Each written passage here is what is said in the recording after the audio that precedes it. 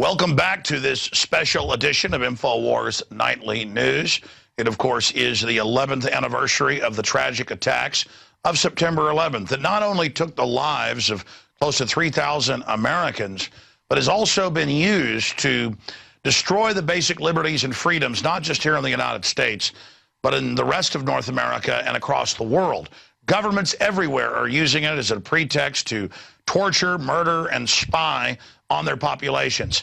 And different military-industrial complexes of the planet have enriched themselves on the back of the 9/11 fable and those that were killed. The good news is, as was covered earlier tonight by David Ortiz, now the government, 11 years later, admits there was asbestos and that the firefighters, police, and other heroes are dying in record numbers of cancer and do deserve health care. But that doesn't mean they'll actually get it. Just incredible. They can't even get insurance to cover it. Of course, we, the conspiracy theorists that don't believe known liars, have been proven correct yet again. Of course, we knew at the time that they had done CAT scans of people's lungs just a few weeks later and had said that they were filled with asbestos and powdered concrete and glass, and that many people had died. So it is good that finally the truth is coming out. But we knew then that Christina Todd Whitman, the head of the EPA, had first said the air was deadly, but then was ordered to say everything was okay. I just can't believe that the first responders believed them and didn't wait until they got masked to protect themselves. It's one thing to go in the first day with a handkerchief tied over your face, but they could have easily airlifted in the respirators and things they needed within just 12 hours if the government had been honest. And over the next few months, they labored in that horrible environment. And it just shows the system does not care about you. You don't graduate into higher levels of the globalist system unless you're ruthless. Now, I want to go over 10 smoking guns. There's over 500. You can type in the smoking guns of 9/11. You'll see different compilations, some 500, some 300, some 100. There, over 300 of them are absolutely iron-tight proof that the official story is a fable and that inside job is the only explanation. That said, I just want to hit 10 of these right now, but I also want to add this point. The biggest smoking gun that we're not going to list here is historically not just our supposed government with Operation Ajax and Northwoods and so many other staged events, but other governments have been caught engaging in false flags throughout history over and over and over again. There are so many examples. One of the best examples that started World War II was Hitler, of course, who got more power as chancellor with the firebombing of their own capital in 1933, February 27th, of the Reichstag. But what's on record completely and came out in the Nuremberg trial was the fact that they attacked their own military base on the Polish border in Operation Gleiwitz, a subsection of Operation Himmler, a chain of false flag attacks that were blamed on enemies that they wanted to invade. Whether it was Danzig or the Sudetenland or Poland, they would run false flags, attacking their own bases, dressing up prisoners like Polish soldiers, and then shooting them, and then filming newsreels to show at the beginning of movies, and to also then put out propaganda over radio and in newspapers. So false flag, whether it was the Gulf of Tonkin, now declassified that it was staged to get us into Vietnam, or other events, these are one of the favorite things engaged in by authoritarian governments. It was recently declassified in 2012, you can just look this up for yourself, that Bobby Kennedy was convinced by the Joint Chiefs to attack the U.S. Embassy in Honduras as a pretext to invade. His brother said no, just like he said no to Operation Northwoods. So this stuff is widespread. It's even on Frontline on PBS and been declassified, that Nixon wanted to attack his own and the Democratic Party conventions as a pretext to clamp down on the public, but that was basically shut down by fears of the press would discover it. So when we question official stories where the system has the motive, the means, it basically stands to gain, that is a patriotic thing to do.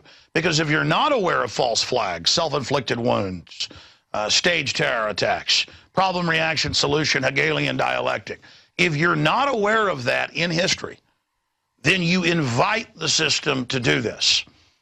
We've recently seen Obama's advisors and editorials in the Financial Times of London and other places saying, we need a new Oklahoma City or 9/11 to get Obama elected. We'll blame it on our enemies. They don't say they're going to stage it, but there's 1 degree of separation there. I mean, that's how dumb they think you are. Gary Hart a few years ago wrote a letter to Ahmadinejad, published it in the Huffington Post, saying, you can just look it up, Gary Hart CFR letter, Gary Hart's letter to Ahmadinejad. And he says, hey, the U.S. stages things like the USS Maine to get us into the Spanish-American War in 1898. You better watch it. We'll stage something to come into your country. Back off. And then when we confronted him on it, it's in the film Truth Rising, he was like, oh, I didn't do that. When they showed him the letter, he said, oh, yeah, I did. Started sweating. You see, they operate at a level of statecraft where they pretty much admit all this stuff, but we're not supposed to know that. We're supposed to watch football all day. There it is right there. Good, we found the link. So Huffington Post, unsolicited advice to the government of Iran. Go read it, okay? They operate out in the open like you were absolutely idiots who have an IQ of about 30 points. This stuff is so well known in government circles that they openly talk about it, okay? Now, that said, let's just get into 10 of the smoking guns. There are hundreds, but let's get into 10 of them. And the graphics and research put together so well by our research team. Why did NORAD, #1, stand down on 9/11? Well, Cheney, a month before, put an order in the only time in its history, since '57, saying you're not allowed to shoot down errant aircraft. Right after 9/11, he rescinded the order. So he took the power away from them so they couldn't do it. That is a huge issue and is admitted, but the power structure just hopes that you don't go look this up for yourself. Continuing, let's look at #2 here. What is the meaning behind the following quote attributed to Dick Cheney, which came to light during the 9/11 Commission hearings?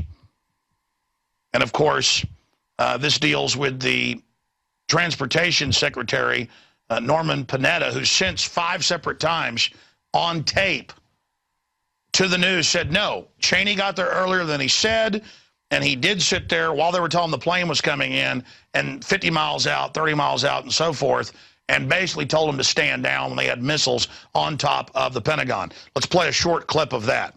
During the time that the airplane coming in to the Pentagon, there was a young man who would come in and say to the vice president, the plane is 50 miles out. The plane is 30 miles out.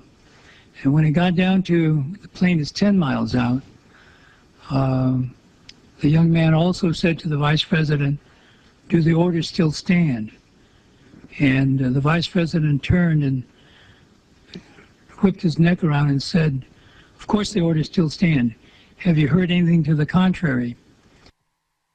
So there you go, and he's since elaborated. That's Norman Mineta, Transportation Secretary. And again, these are just a few of hundreds and hundreds and hundreds of points that are absolutely key that people be made aware of.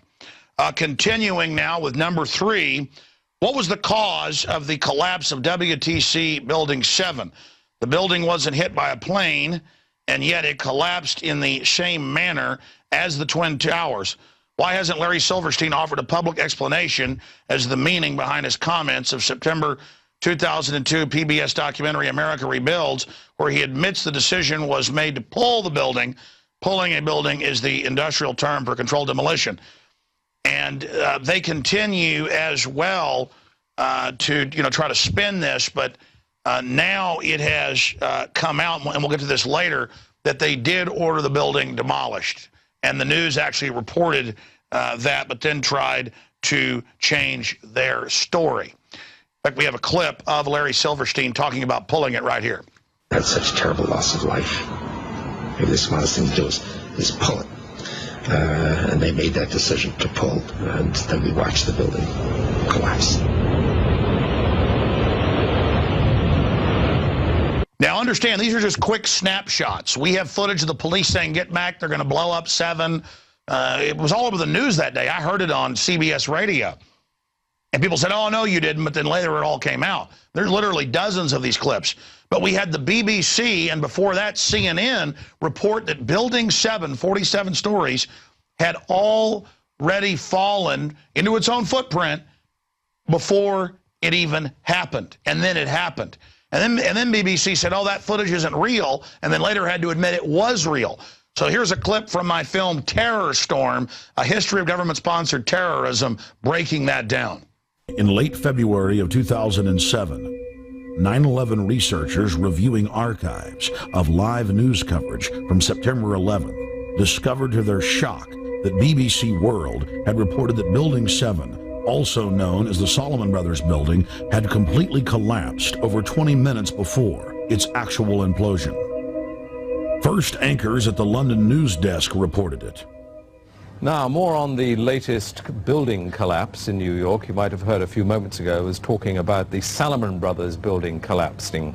And indeed it has. Apparently that's only a few hundred yards away from... Jane, what more can you tell us about the Salomon Brothers building and its collapse? Well, only really what you already know. Details are very, very sketchy. There's almost a sense downtown in New York behind me, down by the World Trade Centers, of just an area completely closed off as the rescue workers try to do their job. But this isn't the first building that has suffered as a result. We know that part of the Marriott Hotel next to the World Trade Center also collapsed as a result of this huge amount of falling debris from 110 floors of the two twin towers of the World Trade Center. As you can see behind me, the Trade Center appears to be still burning. We see these huge clouds of smoke and ash, and we know that behind that there's an empty piece of what was a very familiar New York skyline.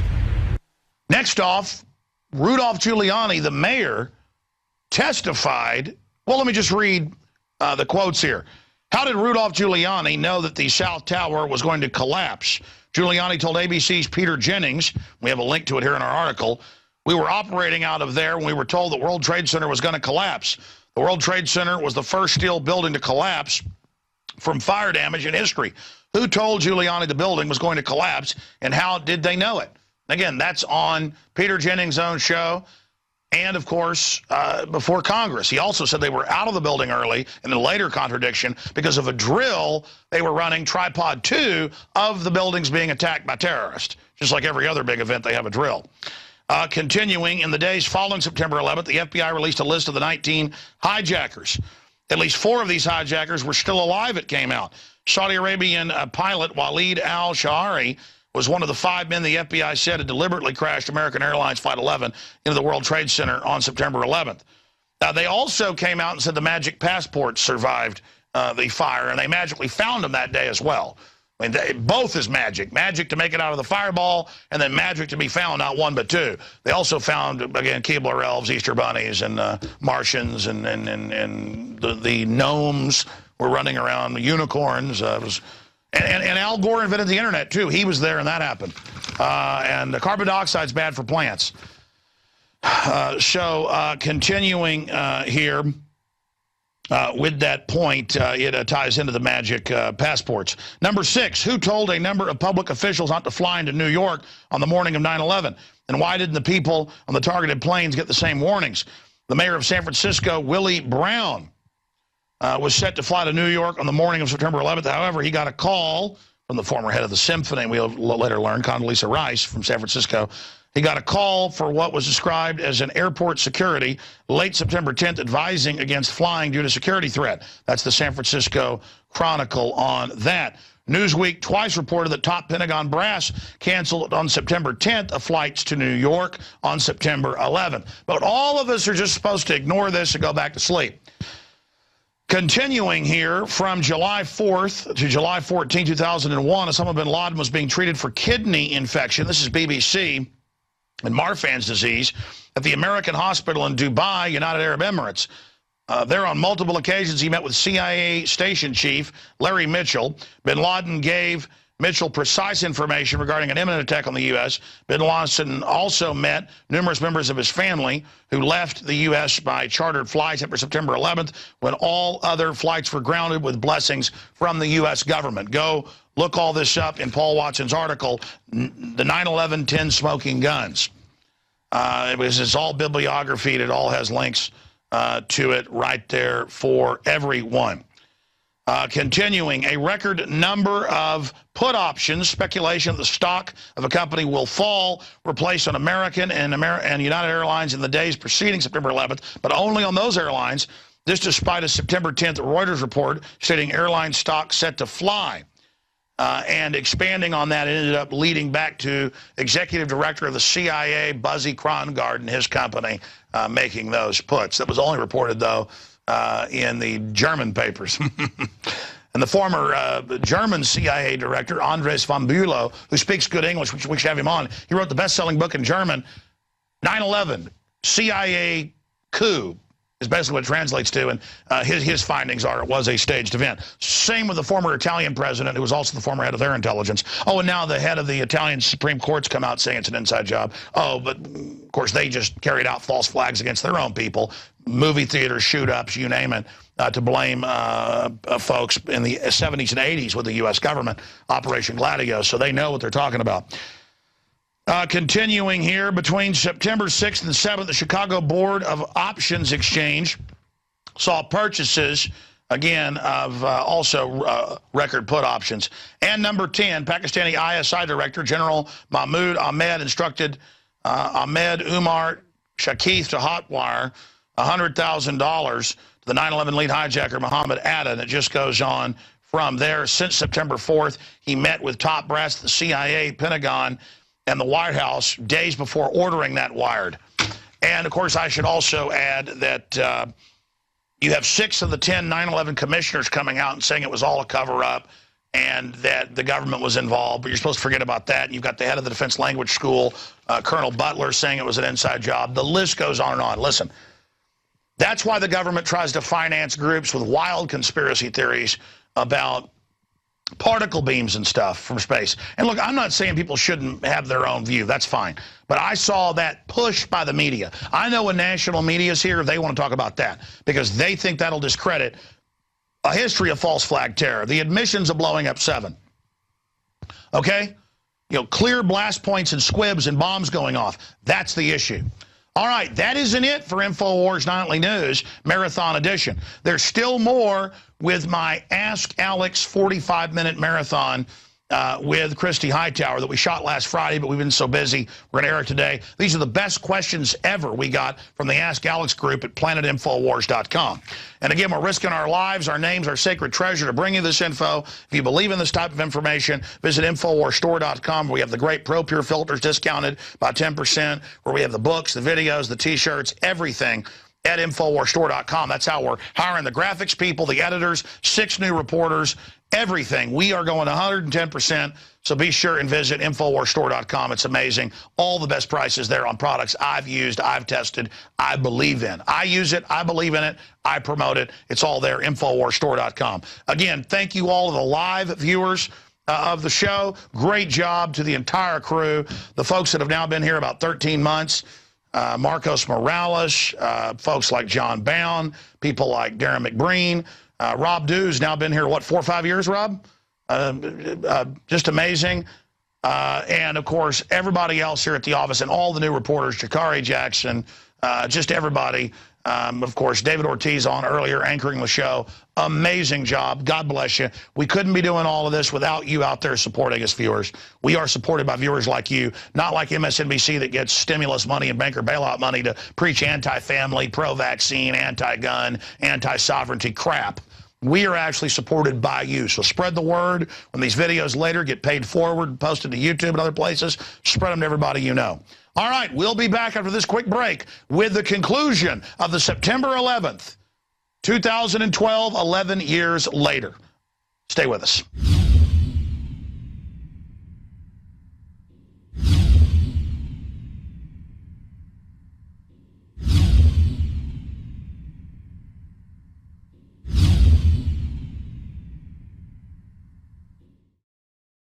Sick of the globalist eugenicist control freaks adding poison to your water and laughing as you get sick and die? Start purifying your water with ProPure. My friends, I've done a lot of research, and the best gravity filter out there, bar none, is ProPure, and it's available discounted at Infowars.com. Its filters are silver impregnated to prevent bacterial growth. There's no priming required. It's NSF 42 certified. Optional fluoride filters can reduce fluoride up to 95%. Easy to set up and use. Doesn't require electricity. Purify water from lakes, streams, ponds, and wells. This filter system leaves in beneficial minerals, which is key. Save money by not buying bottled water and avoid BPA that leaches from the plastic. ProPure is the best gravity-fed filter out there. It's what my family uses. Infowars.com already has the lowest price on ProPure. But if you add the promo code WATER at checkout, you get an additional 10% off at Infowars.com. You can also call to order 888-253-3139.